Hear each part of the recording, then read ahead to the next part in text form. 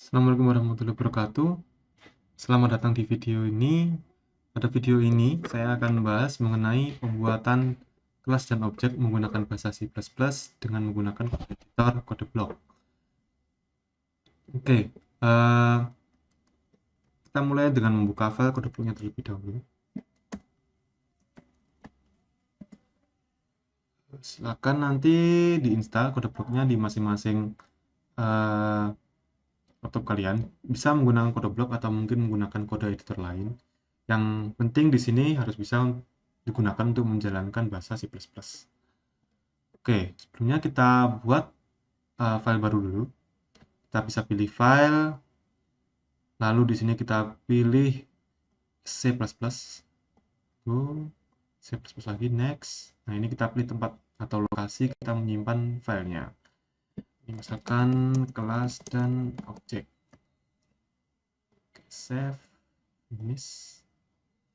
Oke, kalau menggunakan kode blok ini secara otomatis filenya akan tersimpan dalam bentuk CPP atau untuk C++. Oke, sekarang ini sudah kita punya file kosong.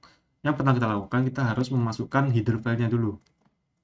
Header file ini adalah tempat sintak-sintak itu disimpan dalam bahasa C++ itu sendiri. Karena di sini kita nanti kalau IOStream ini dia menyimpan sintak-sintak seperti cin, cout, dan lain-lain. Lalu kita masukkan namespace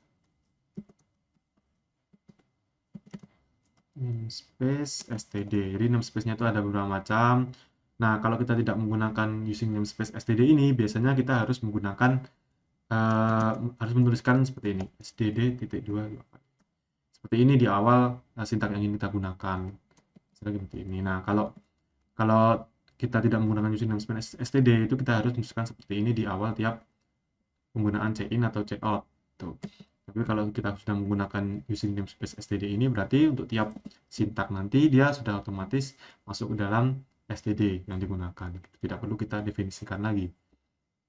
Setelah kita masukkan header file, lalu namespace-nya, lalu kita buat kelasnya. Pembuatan kelas yang pertama kita menulis kelas, kita buat kelas, terus nama kelasnya itu apa. Misalkan di sini saya membuat kelas dengan nama motor. Oke, kelas spasi nama kelasnya apa? Nama spasi motor. Enter. Lalu langsung aja buat kurung kurawai. Nanti secara otomatis kalau kode blok dia akan membuat tampilan seperti ini. Jadi akan langsung muncul kurung kurawanya 2 dengan yang di bawah itu diberi titik koma. Jadi ciri khas kelas itu di akhir kurung kurawa atau di kurung kurawa yang bawah itu diberi titik koma. Oke, lalu yang pertama kita buat dulu private-nya terlebih dahulu. Oke, di private ini kita biasanya isi dengan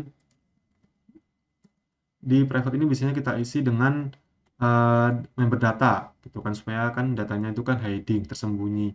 Jadi kita simpan dalam private supaya tidak gampang diakses atau tidak mudah diakses oleh yang dari luar kelas, objek atau kelas dari luar kelas yang motor ini gitu.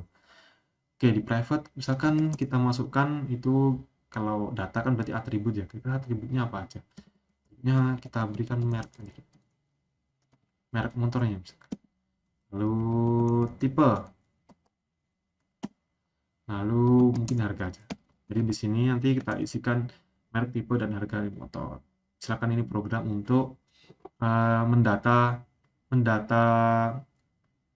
motor di suatu showroom. Nah, lalu udah private-nya kita masukkan 3 ini aja sebagai contoh. Lalu public ini yang bisa diakses oleh objek dari luar kelas. Public ini biasanya kita isi dengan member fungsi karena supaya bisa dipanggil oleh objek dari luar kelas. Misalkan yang pertama ini kita buat set data void. Sama seperti pembuatan fungsi, cara fungsinya sama, yaitu void spasi nama fungsinya apa, kurung buka kurung tutup, lalu diberi kurung kurawa di bawahnya. Ini tampilan ini sudah jadi satu fungsi. Nah, di badan fungsinya ini terserah kita mau isi apa. Misalkan di sini kita isi ini set data ini untuk mengambil data atau get data. Nah, get data ini untuk mengambil data-data motor, data-data motor untuk memasukkan data ke sini, ke member datanya. Nah, jadi di sini kita bisa isi checkout untuk awal berarti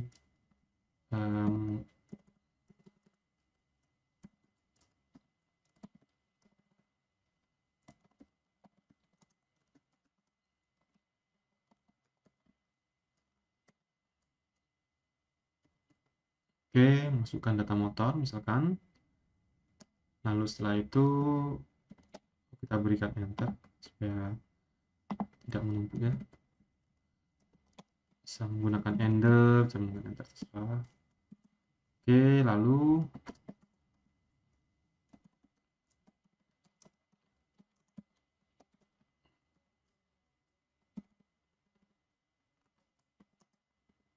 oke, masuk merek motor, sorry, lalu check in. Check in kita gunakan variabel merek ya. Jadi di sini kan kita udah buat 3 member data, ada merek, ada tipe, dan ada harga. Merek dan tipe ini saya berikan string karena nanti berupa teks. Seperti kalau merek kan ada Honda, Yamaha, Suzuki itu kan teks. Sementara tipenya juga Matic, Sport, Bebek itu juga teks. Nah, untuk harga di sini digunakan integer uh, karena nanti angka dan harapannya itu harganya nanti mungkin bisa digunakan untuk proses pengolahan aritmatika. Bisa digunakan untuk penjumlahan atau pengurangan atau perkalian. Nah, kalau misalkan harga ini kita buat string itu apakah bisa? Bisa jalan. Bisa jalan, bisa juga keluar nilainya, tapi dia tidak akan bisa digunakan untuk melakukan perhitungan gitu. Jadi nilainya itu hanya teks saja, tapi tidak bisa untuk melakukan misalkan penjumlahan, pengurangan atau apa itu nggak bisa. Jadi gitu. Nah, di sini kita gunakan integer aja karena siapa tahu nanti kita gunakan harga untuk perhitungan, misalkan kita nyari total harganya gitu. Oke, kita masukkan dulu data-datanya. Merek, ini ada tipe, ada harga. Merek, tipe, harga ini adalah variabel sesuai dengan variabel yang terdapat di member datanya.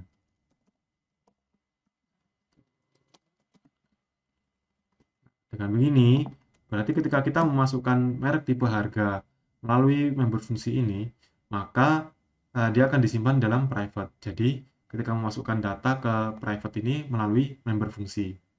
Di sini kita gunakan member fungsi get data. Lalu kita buat untuk menampilkan dulu, mengecek apakah udah sesuai nih atau enggak. Kita gunakan untuk menampilkan out. Oke.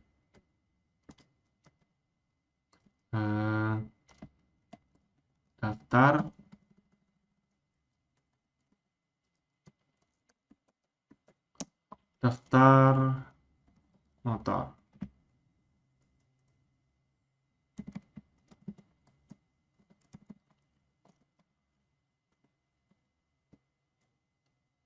Oke. Daftar motor. Lalu di sini kita tulis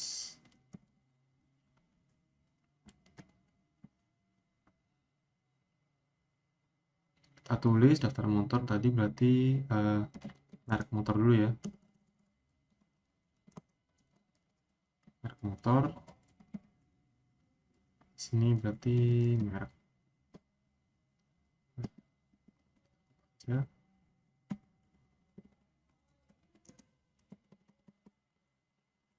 Nah, berarti nanti yang keluar adalah merek motor, kedua nanti yang keluar isi dari variabel merek. Karena checkout ini tipe.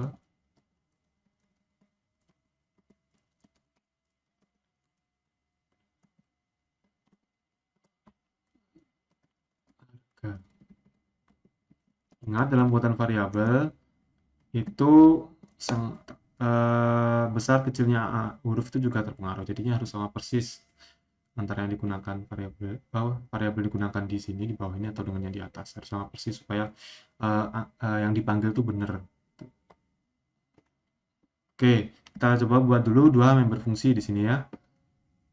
Yang satu untuk mengkolek data atau mengambil data, yang satunya untuk menampilkan data. Oke, ini mungkin kita akan ini dulu ya, supaya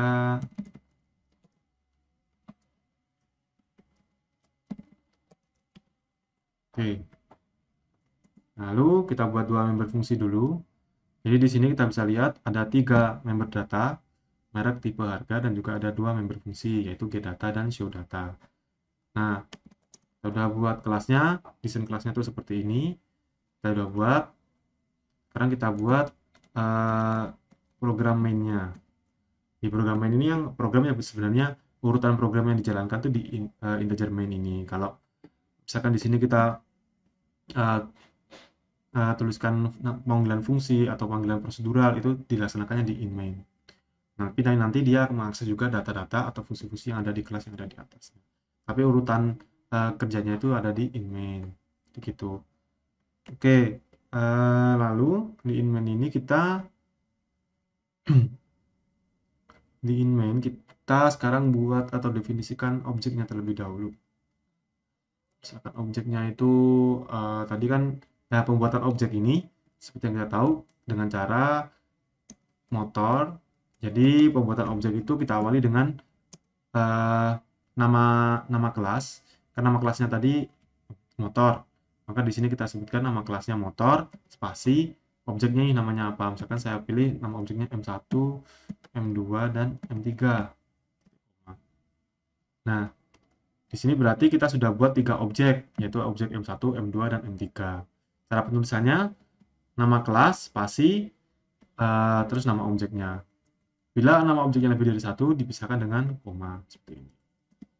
Oke, saya sudah buat objek. Terus sekarang kita coba untuk mengakses member fungsi yang ada di kelas. Jadi caranya gimana? Cara objek untuk mengakses data yang ada di atau mengakses member fungsi yang ada di kelas itu dengan cara misalkan untuk objek M1 maka caranya itu M1 dot nama fungsi yang mau dijalankan. Misalkan di situ ada getData.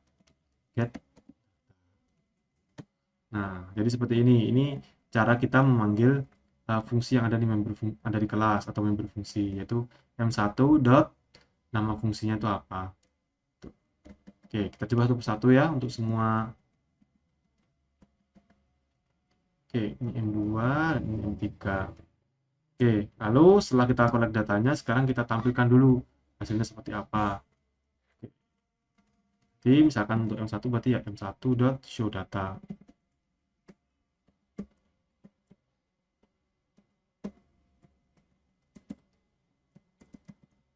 Oke, M1, M2, M3. Nah, di sini kita sudah mengkolek data dan juga menampilkan datanya. Ini program dasar, sekarang kita coba jalankan terlebih dahulu. Apakah sukses atau tidak. Jadi untuk yang pertama itu kita bisa pilih build and run. Karena